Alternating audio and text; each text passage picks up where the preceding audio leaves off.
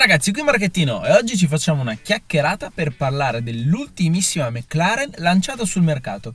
Anzi, io direi l'ennesima, perché dal 2011 a oggi, cioè dall'MP4 12C ad oggi, McLaren ha presentato una cosa come 42 tra modelli e varianti.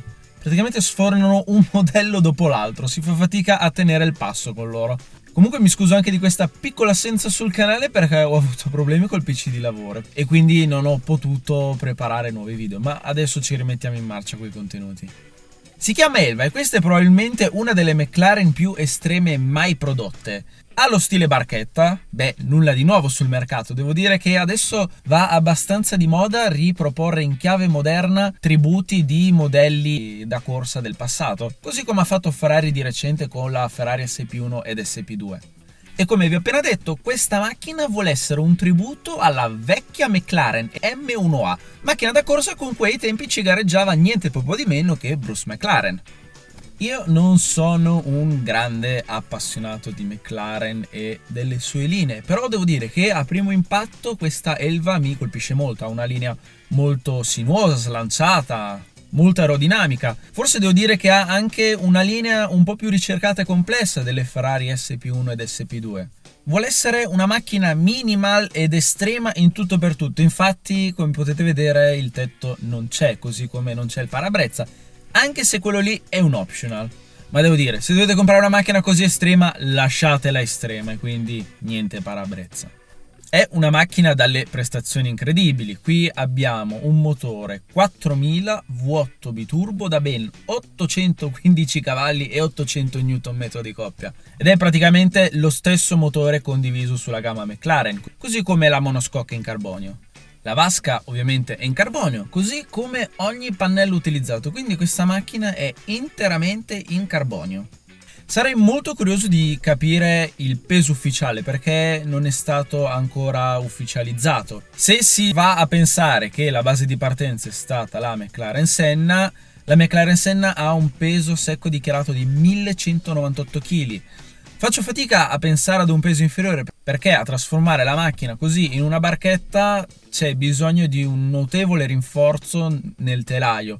Basti pensare che la Ferrari SP2, che è basata sulla 812 Superfast, l'812 Superfast ha un peso dichiarato di 1525 kg. Potete pensare, praticamente gli hanno tolto di tutto e di più su quella macchina, quindi deve pesare molto di meno. E invece pesa solo 5 kg in meno. Quindi io sarei molto interessato di capire qual è il peso reale della Elva.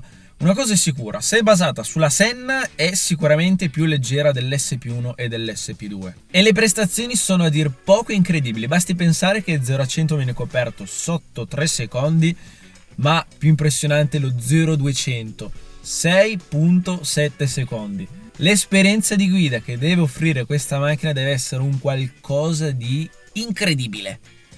E come vi ho menzionato prima, ciò è dovuto anche da un'aerodinamica piuttosto affinata. Basti pensare che qui abbiamo l'aerodinamica attiva con lo spoiler posteriore, fondo piatto e una miriade di prese d'aria che faccio fatica a contare. Gli interni sono spartani, ma non troppo a mio avviso. Se vi state preoccupando per il vento durante la marcia, la McLaren Elva ha un particolare deflettore in carbonio che permette di far confluire l'aria sopra la testa del guidatore e del passeggero. Come vi ho detto, secondo me gli interni avrebbero potuto farli ancora più spartani per rimanere in linea con l'idea di fare il tributo di una vecchia macchina da corsa. Qui infatti nella plancia centrale possiamo trovare un mega schermo che è la centrale di comando. A mio avviso, secondo me, si poteva fare a meno di quel mega schermo e semplicemente mettere un po' di funzionalità sul volante per permettere al guidatore di non distrarsi con lo schermo e le tante funzioni. Proprio come possiamo vedere sia sull'SP1 e l'SP2 che ha i comandi principali della guida come il manettino, l'assetto, sul volante. E passiamo alla parte dolente di tutto ciò. Quanto costa?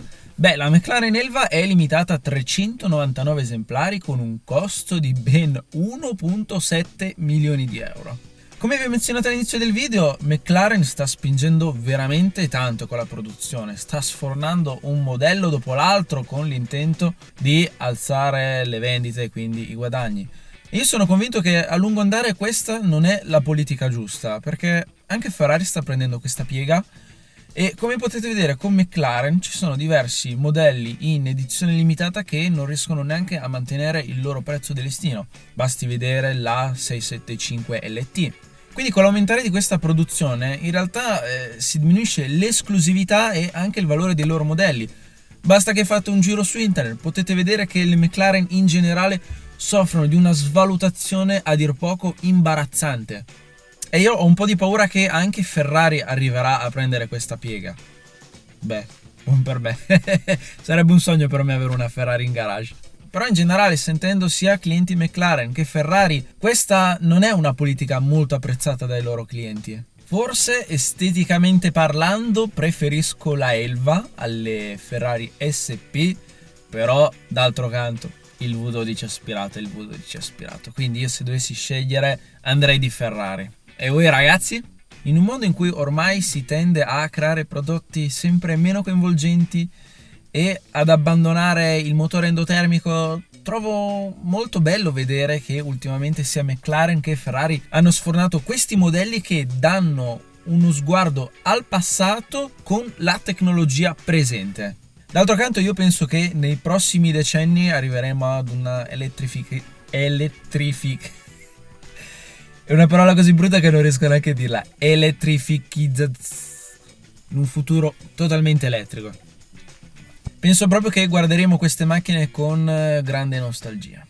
Devo dire che ultimamente va molto di moda riproporre queste macchine con un sapore un po' retro. Basti pensare alla Elva appena presentata, la McLaren Senna che vuole essere un tributo al grandissimo Ayrton, la McLaren Speedtail con le ruote posteriori coperte come le vecchie macchine da corsa del passato. Basti pensare anche a Ferrari che ultimamente sta spingendo molto nel proporre macchine personalizzate con livree del passato.